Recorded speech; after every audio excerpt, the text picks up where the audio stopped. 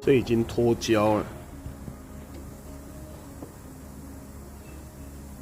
哦，它这个避震器上桌、上塔这个铁件呢，是要负责锁我们筒芯螺丝的。那跟这个避震器要锁上塔的这个铁件，哦，这是车体的，这是避震器芯子，两个结合在一起是靠这个橡胶粘合。那各家厂不一样，可以看到，你看拉开来，哦，然后这是转向的话，它拉另外一边。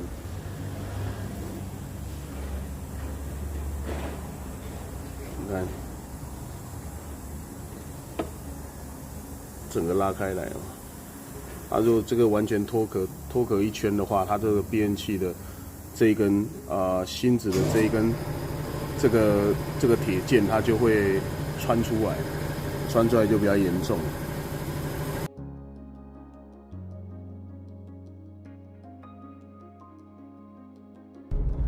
大家好，我是巨大车业的小蔡啊。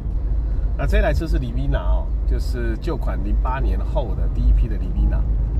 因为昨天检查的时候就发现了，他说车子在开的时候会有声音，好，路况稍微不行哦，有坑洞它就有声音。检查之后发现了它避震器的上座胶和粘合在一起的已经脱胶了。它那一根避震器的芯子已经快要穿孔了，那当然会有声音。那目前呢，车友的想法就是它是做一些水电工程的。然后太阳能的，那这台车是公务车，都拿来载重，也没有必要去更换成比较高阶的避震器的系统。那他想说，那就使用最入门的就好。那这一次他选择的是使用 FST 那避震器的总成件。那安装好之后呢，我出来试车看看是不是还有异音的一个存在。那我想要跟大家分享的是这个 FST 它比较偏向于原厂型的一个避震器是属于交换件，不改装不降低的。那做起来路感呢，大致上比原厂的全新品再硬一点点。它的阻尼设定会再硬一点点。那车身的高度呢，也会比原厂的来的高一点点。好比呢，像这台Livina，它的原厂高度大概是前后是在5指。那因为车主呢已经用一段时间，加上要脱胶了，所以大概剩下3指半。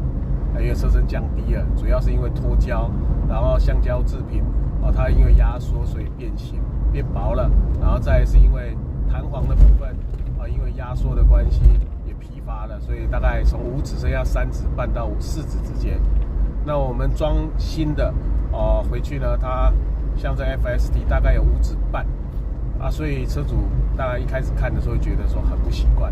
那我们修理厂在更换的时候，通常会经过试车的一个过程，主要是看能不能改善之前异音的问题啦，或者操控的问题。